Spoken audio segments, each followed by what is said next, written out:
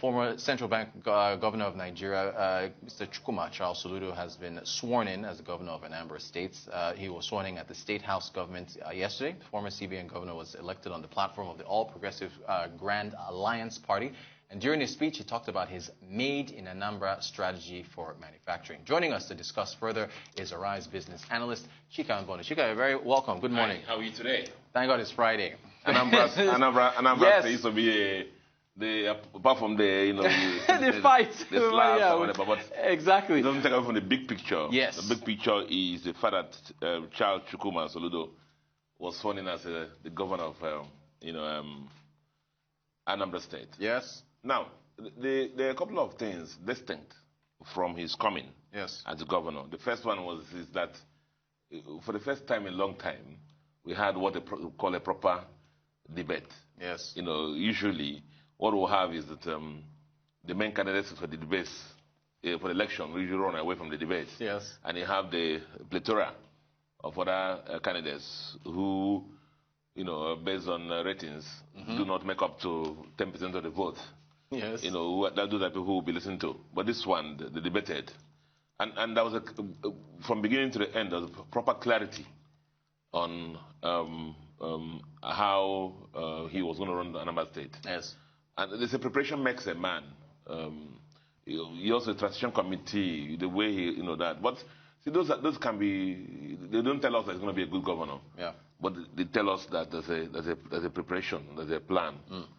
And I'm spending some time talking about this because of the fact that we spend so much time on the national government when we're talking about Nigeria. Yeah. Whereas the major challenges we have in our country are the subnational governments, the state levels, and the local government. And we're not being blessed with visionaries at those states, 36 states we have as governors. You have heard me in this program speak so much about the fact that so many states in Nigeria, there's no state in Nigeria that's not blessed with so many resources. Yes. But what we'll see is a lot of governors just every month head to Abuja or their commissioner's finance, collect the FAC allocation, and then the spending and consumption continues or starts. Yeah. Even some governors, I'm told, don't go to their states in months. They stay in guest houses in Abuja, dispensing this. In other states, what we would have seen yesterday, saw how Mr. Soludo, Professor Soludo, did it. What we would have seen now is other government is that the government house now would have been filled with motor supply companies. Yes. All pushing the Toyota cars, pushing the Mercedes cars, Jeeps, pushing the armored Jeeps and so on and so forth, the limousines for him to buy. And one of the first order on the plate would be change of all the fleet. But he heard him say that he's going to patronize innocent motors. Which is something you have been calling for. I've talked about that and said for that, years. We'll start being serious when we walk our talk. Right. If the total budget of Nigeria that has to do with consumption is spent on Nigerian-based companies, right, instead of open letters of credit, consuming the little efforts we have to bring in these Mercedes Jeeps, to bring these Toyota Jeeps, we will not progress. So I was happy that he listed what happened, that what's going to wear is aquatic cloth. The shoes going to wear will be made in Anambra State. That as fast any item is made in Anambra State, they're going to purchase it. Right. See, what it does for us is this. You may worry about the quality this time, but it's a succession of patronages that give confidence and create the resources required for the Nigerian manufacturers to invest on new machines, right, and improve their quality. Yes. So I've been sure the quality may not be there, but if you patronize them, it will improve. It improves. Yeah. But not just carrying the whole state budget now.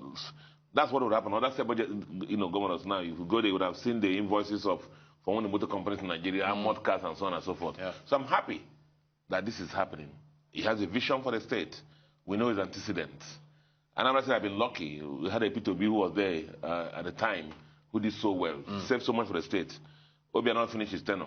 The jury is still out for what, 8 years. Right. But you see, we have Charles Soludo now, who's there. He has a plan to turn around Anambra State. And we're hoping that he will get the peace he requires, which he asked for to implement these things. Nigeria will transform when we have quality governance at the subnational levels, states and local government.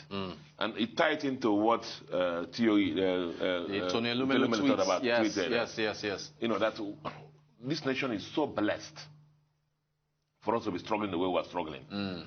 Look at the oil, you know, how much we're losing on oil through theft. Yeah.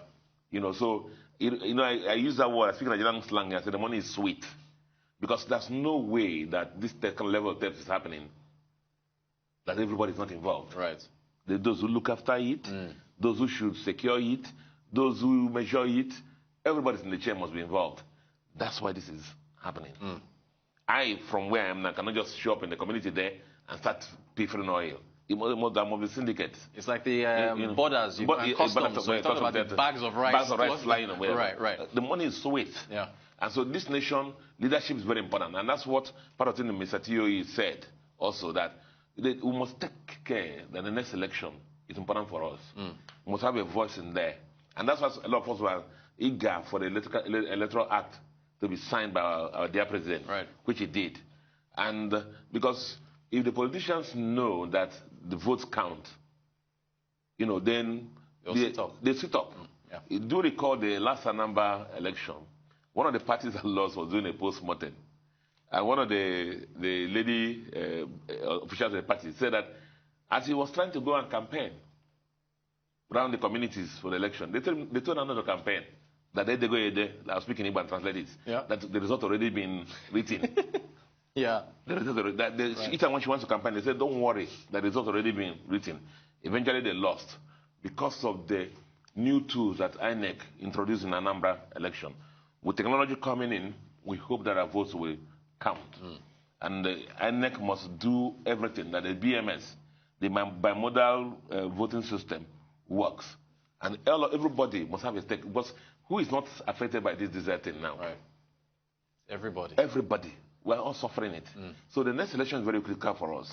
Those who have the appetite for it, let them go out. Let INEC do their work. Let the voting machines work. Let's make sure the politicians are not just writing results. Let them be accountable for it. If the politicians know that their votes will count, each time they must make sure that they do their work. Leadership. Leadership, yeah. Arise business analyst Chika, thank you so much for the analysis. Appreciate having you on. You're watching the Global Business Report here on Arise News.